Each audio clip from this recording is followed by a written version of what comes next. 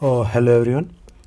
आज के लेक्चर में हम जो देखने वाले हैं कि एमपीपीएससी प्री के पेपर में 2019 से ये ट्रेंड चालू हुआ है कि पिछले 3 सालों से ये ट्रेंड चालू हुआ है कि हिस्ट्री से क्या कहते हैं कि स्टेटमेंट बेस्ड बहुत सारे क्वेश्चंस आ रहे हैं।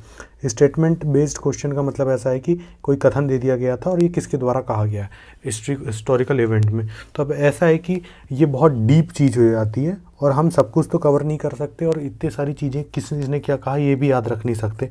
तो क्या हो रहा है कि 2 से 3 स्टेटमेंट में 1 या 2 ऐसा होता है कि वो रिपीटेड रहता है किसी न किसी अदर पीएससीज में पूछा हुआ। तो मैंने कलेक्शन करा है बहुत सारे क्वेश्चंस का जो कि प्रीवियस ईयर अलग अलग पीएससीज में पूछे हैं।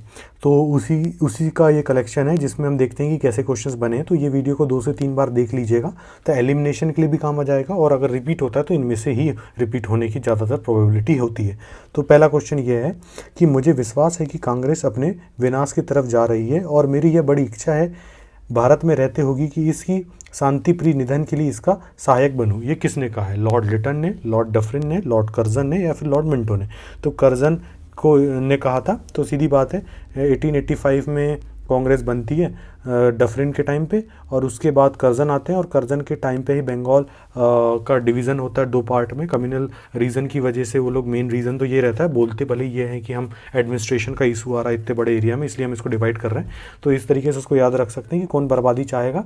कर्जन ही चाहेगा क्योंकि कर्जन ही ने डिवाइड करने की इच्छा रखी। तो इस तरीके से हम इसको याद रख सकते हैं। फिर अगला क्वेश्चन यह है कि 1857 में लंदन प्रकाशित होने वाले समाचार पत्र टाइम्स के संवाददाता कौन थे जिन्होंने लिखा था कि उत्तर भारत में गोरे आदमी की गाड़ी का कोई मित्रपूर्ण दृष्टि से नहीं देखता था? तो ये किसने कहा? इसको कहा W.H. रसेल ने कहा। ये एमपीपीएससी का क्वेश्चन है 1857 लंदन प्रकाशित टाइम्स में तो W.H. रसेल ने इस बात को कही थी। उसके बाद अगला क्वेश्चन है आधुनिक इतिहासकार 1857 के विद्रोह को स्वतंत्रता की पहली लड़ाई किसने कहा था? R.C. Majumdar, S.N. Sen, VD. Savarkar या अशोक मेहता? तो वी.डी. सावरकर ने अपनी पुस्तक the Indian war of independence 1857 में 1857 के विद्रोह को सुनियोजित स्वतंत्रता संग्राम की संज्ञा दी थी। तो इस बात को किसने कहा था कि यह विद्रोह स्वतंत्रता संग्राम है? तो ये बात कही थी हमारे को वी.डी. सावरकर साहब ने कही थी। उसके बाद आगे बढ़ते हैं। निम्नलिखित में से किसने 1857 के विद्रोह को एक षड्यंत्र की संज्ञा दी थी? षड्यंत्र किसने कहा था? तो इसको सर जेम्स आउटरम और W. टेलर ने इस बात को कही थी कि सर जेम्स आउटरम और W. टेलर ने इसको कहा था। सर जेम्स आउटरम और W. टेलर ने 1857 के विद्रोह को हिंदू मुस्लिम षड्यंत्र का परिणाम बताया। आउटरम का विचार था कि यह मुस्लिम षड्यंत्र था जिसमें हिंदू शासकों का लाभ उठाया गया। जॉन लॉरेंस और सीले के अनुसार, अब यहाँ पे एक नया फैक्ट आ रहा है हमारा, जॉन लॉरेंस और सीले के अनुसार ये बात यह थी कि यह केवल सैनिक विद्रोह था। सैनिक विद्रोह की बात लॉरेंस ने कही थी और जॉन सीले के अनुसार 1857 के विद्रोह को पूर्णतः देशभक्ति रहित और स्वार्थी सैनिक विद्रोह था जिसमें ना कोई स्थानीय नेतृत्व था और ना ही इसे सर्वसाधारण का समर्थन प्राप्त था। तो उनके अनुसार यह एक स्थापित सरकार के विरुद्ध भारतीय सेना का विद्रोह था। और T.R. होम्स के अनुसार बर्बरता और सभ्यता के बीच में, होम्स ने इस बात को कही थी कि ये बर्बरता और सभ्यता के बीच की लड़ाई की बात इन्होंने कही। इस तरीके से इसी स्लाइड में कितने सारे फैक्ट्स की बात हमको देखने को मिलती है। तो इनको नोट कर लीजिएगा और याद रखने की कोशिश करिएगा कि किसने कहा। जैसे लॉरेंस ने कह दिया इसको सैनिक विद्रोह, T.R. होम्स ने बर्बरता और सभ्यता के बीच में संघर्ष की बात कह दी और इस तरीके से यहाँ पे एक षड्यंत्र की बात तो सर होम्स और W. टेलर ने कही थी। तथाकथित प्रथम राष्ट्रीय स्वतंत्रता संग्राम ना राष्ट्रीय और ना ही स्वतंत्रता संग्राम था। मतलब किसने कहा कि ना ये पहला है ना राष्ट्रीय है? इसको किसने कही थी? तो ये मजुमदार साहब ने कहे थे। इनकी the spy mutiny and the rebellion जो अपनी पुस्तक है उसमें इस बात को कही थी। तो इसको याद रख लीजिए कि ये बुक बहुत इंपॉर्टेंट है, ये पूछा जा सकता है ये बुक किसके द्वारा लिखी गई है। किसने लिखा था कि इस निर्णय से इनकार करना कठिन है कि तथाकथित 1857 का प्रथम राष्ट्रीय संग्राम ना तो प्रथम था ना ही राष्ट्रीय और ना ही स्वतंत्र। तो ये रिपीट क्वेश्चन हो गया है तो इसी का हो जाएगा R.C. मजुमदार। देखिए ये क्वेश्चन फिर से रिपीट हुआ, जैसे 2010 में आया तो 7 साल बाद फिर से आ गया। तो यही क्वेश्चन बहुत रिपीट होते हैं, उन्हीं को हम देखेंगे। 19वीं शताब्दी के मध्य में भारतीय राष्ट्रवाद भ्रूण अवस्था में था इस तथ्य को किसने कहा? तो यही अभी एमपीपीएससी का क्वेश्चन है, तो आरसी मेजबान और एसएन सेन ने। तो इस तरीके से हम चीज़ों को और याद रख सकते हैं कि 1857 से रिलेटेड कमेंट्स बहुत आते हैं, स्टेटमेंट्स आते हैं। ईश्वर के बारे में सोचने में मेरे पास वक्त नहीं, क्योंकि अभी इस धरती पर बहुत काम करना बाकी है। ये किसने कहा? ईश्वर चंद्र विद्यासागर। अगर ये क्वेश्चन नहीं देखते तो यहाँ पे आदमी को लगातार विवेकानंद ने इस बात को कही थी युवाओं को रिलेटेड, तो इस तरीके से कन्फ्यूजन होता है। तो ये इंपॉर्टेंट हो जाता है, ईश्वर के बारे में सोचना नहीं है, किसने बोला? ईश्वर चंद्र ने। तो ईश्वर ईश्वर करके हम इसको याद रख सकते हैं कि इस तरीके की बात किसने कही। ब्रिटिश साम्राज्य पूरी तरह से सड़ चुका है, हर तरीके से भ्रष्ट, अत्याचारी व हीन है। इस कथन को किसने कहा?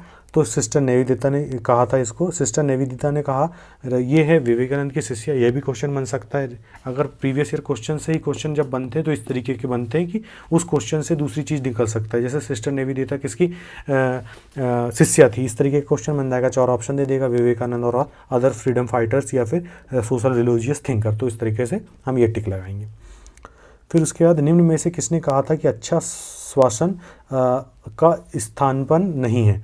मतलब वही है कि सेल्फ रूल के बारे में कहा था कि इसकी रिप्लेस में इसको नहीं लाया जा सकता। तो स्वामी दयानंद ने इस बात को कही थी, ये याद रखेंगे। और उन्होंने ये भी कहा था बुरे से बुरा देसी राज्य अच्छे से अच्छे विदेशी राज्य से अच्छा है। इस बात को भी उन्होंने कहा। किसने कहा यदि भगवान अप्रसन्नता को सहन करते हैं तो वो उन्हें भी भगवान नहीं मानूंगा? अगर अप्रसन्नता को की बात आती है या फिर अनटचेबिलिटी की बात करती है, अगर भगवान भी इस चीज़ को सहन है तो मैं भगवान को नहीं मानूंगा। तो ऑब्वियसली बात कॉमन सेंस से आदमी अगर इसको टिक लगाएगा तो BR अम्बेडकर लगाएगा, लेकिन ये गलत हो जाएगा।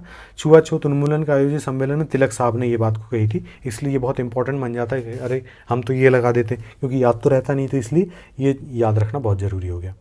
फिर उसके बाद निम्न गवर्नर जनरल में से किसने कांग्रेस को अत्यधिक अल्पसंख्यक कहा था? माइनॉरिटी के कहा था एक्सट्रीम माइनॉरिटी के लोगों का प्रतिनिधित्व करने वाली करके मजाक उठाया था, तो ये डफरिन ने बनाया था। तो कुल मिला के ऐसा है, डफरिन के टाइम पे बनी है, तो सीधी बात है कि वो उसी के टाइम पे बनी है, तो वही उनका मजाक उड़ाएगा। और तोड़ने की बात आएगी तो कर जाना जाएगा। और यूपीपीएससी 2018 का है, तो हाई प्रोबेबिलिटी की रिपीट हो जाए। किसने कहा था कांग्रेस आंदोलन ना तो लोगों द्वारा प्रेरित था, ना ही यह उनके द्वारा सोचा या योजनाबद्ध किया गया था? तो ये बात लाला लाजपत राय ने कही थी, और शायद मेरे हिसाब से यही क्वेश्चन एमपीपीएससी में भी रिपीट किया गया था, या फिर लाला लाजपत राय से ही रिलेटेड एक कमेंट पूछा गया था। तो इससे ही इर्द गिर्द चीज़ें घूमती है, स्टेटमेंट से ही चीज़ें बाहर निकल के आती है।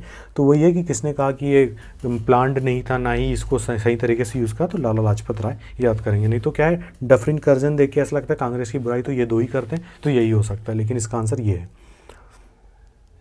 किसने कहा था कांग्रेस पतन के लिए लड़खड़ा रही है, मेरी सबसे बड़ी अभिलाषा है कि मैं भारत में रहूं और कांग्रेस का शांतिपूर्ण समाप्ति का सहयोग करना? तो ये सीधी बात है, कर्जन तोड़ने वाली बर्बादी वाली बात ये कहेगी। प्लानिंग से रिलेटेड वाली आएगी तो लाला लाजपत राय। और क्या कहते हैं कि डफरिन वाली बात तो हमने देख ही लिए थे कि क्या बोला था डफरिन ने कि माइनॉरिटी की बात डफरिन ने कहा था, डफर था इसलिए वो माइनॉरिटी के से रिलेटेड वाली बात करते थे। फिर उसके बाद किस भारतीय राष्ट्रीय कांग्रेस का प्रार्थना याचना तथा विरोध की रणनीति करने पर आरोप लगाया था? तो सीधी बात है, उस टाइम पे एक्सट्रीमिस्ट बाल गंगाधर तिलक, लाल बाल पाल चल रहे थे, तो वही बोलेंगे ये तो बहुत बाद में आया थे। तो उस समय की फाइट के बीच में कोई कमेंट करेगा तो यही करेंगे। और उससे रिलेटेड अगर कोई फैक्ट और आपको देखना डिटेल में तो ये पढ़ लीजिएगा। मुस्लिम यदि खुश और संतुष्ट हैं तो भारत में ब्रिटिश शक्ति का महत्तम बचाव होगा, यह किसने कहा? तो ये वहाँ W हंटर ने इस बात को कहा कि मुस्लिम यदि खुश और संतुष्ट है तो भारत में ब्रिटिश शक्ति का महत्तम बचाव होगा। निम्नलिखित में से किसने कहा था कि विदेशी वस्त्रों की बर्बादी ही उनके सर्वोत्तम व्यवहार है? तो महात्मा गांधी ने कहा था। और इस चीज़ का क्रिटिसाइज्म किसने करा था? रविन्द्रनाथ टैगोर। रविन्द्रनाथ टैगोर बोलते थे अरे बर्बाद करके क्या करोगे, गुड्स का यूज़ वेस्ट करने से कोई मतलब नहीं, वैसे इतनी गरीबी वगैरह है हम दूसरों को यूज़ करेंगे। लेकिन गांधी जी अलग तरीके के चीज़ को प्रोपोगेट करना चाह रहे थे और वो मास अपील कर रहे थे, इसलिए उन्होंने ये बात बोले थे कि ये चीज़ों का बर्बाद होना चाहिए, भले ही क्षणिक भर के लिए हम लॉस उठा रहे हैं। विदेशी वस्त्र भी एक प्रकार से हमारे रिसोर्सेज की बर्बादी है ना, लेकिन वो बर्बादी भले ही से लो। लेकिन महात्मा गांधी जी का ये कहना था नहीं, अभी प्रेजेंट डिमांड ये है। तो इनका क्रिटिसिज्म किसने कहा था? रविन्द्रनाथ टैगोर ने। निम्नलिखित में से कौन कहा करते थे गलत साधन हमें कभी सही उद्देश्य नहीं ले जा सकते? तो M.K. गांधी। तो गांधी जी की बात हमेशा मीन्स और एंड्स के बारे में हम पढ़ते हैं गांधी जी के बारे में, तो ये गांधी जी का है। निम्नलिखित में से कौन इस सिद्धांत के प्रबल समर्थक थे कि जो नैतिक दृष्टिकोण से गलत है वह राजनीतिक दृष्टिकोण से कभी सही नहीं हो सकता? तो वही गांधी जी हो जाएंगे। गांधी जी की बात हमको फिलॉसफी में बोलते, गांधी जी ने मीन्स और एंड में बहुत फोकस करे थे। बोले हम सही साधन से ही सही चीज़ों में पहुंच सकते, हम गलत गोल बना के सही एंड में नहीं पहुंचा जा सकता। इस मिसाल से हम मुसलमानों को हिंदुओं से भिड़ा नहीं पाए। निम्नलिखित में से एक घटना को एचिसन ने इस कथन से संबंधित है। किस चीज़ है? तो खिलाफत से रिलेटेड है, ये इंपॉर्टेंट याद रखना। तो सीधी बात है, हिंदू मुस्लिम बहुत एकता किस चीज़ में दिखी थी? तो खिलाफत के इसमें ही दिखी थी। शक्ति के विरुद्ध अधिकार की इस लड़ाई में मैं विश्व की सहानुभूति चाहता हूँ। ये किसने कहा था? गांधी जी ने कहे थे दांडी यात्रा के समय। कथन नेहरू एक राष्ट्रभक्त हैं जबकि जिन्ना एक राजनीतिक है। इसको किसने कहा था? तो ये सर मोहम्मद इकबाल द्वारा कहा गया था। ये बात नेहरू जी ने अपनी डिस्कवरी ऑफ इंडिया बुक में लिखी है।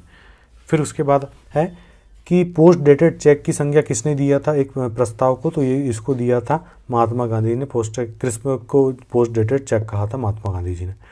फिर निम्नलिखित में से किसने गांधी जी को आंदोलन को राजनीतिक फिरौती कहा? तो ये कौन कहेगा? लिनलिथगो ने ही इस बात को कहा था कि गांधी जी को राजनीतिक फिरौती की बात लिनलिथगो ही कहेगा। तो ये कुछ कलेक्शन ऑफ क्वेश्चंस का था। इनको रिपीटेड आप 2 से 3 बार देखिए, आपको चीज़ें घुसेगी। 1 से 2 क्वेश्चन रिपीट होते ही कथन के, तो ये आपके तैयार होंगे। और बाकी के और स्टेटमेंट बेस्ड क्वेश्चन आते हैं तो मैं नेक्स्ट वीडियो में ज़रूर बनाऊँगा। Thank you so much. और जितना हो सके इस वीडियो को शेयर करिएगा।